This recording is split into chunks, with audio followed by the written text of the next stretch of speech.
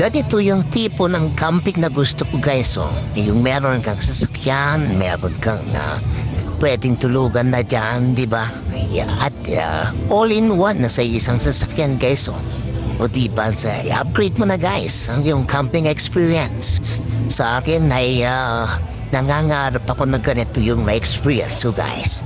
May sasakyan, ayan, buong pamilya pwedeng magkasya dyan, o mga kaibigan guys. O diba, mas masaya kung pamilya mo ang kasama mo, diba guys? O ayan, try na natin ito guys, oh. Napakaganda.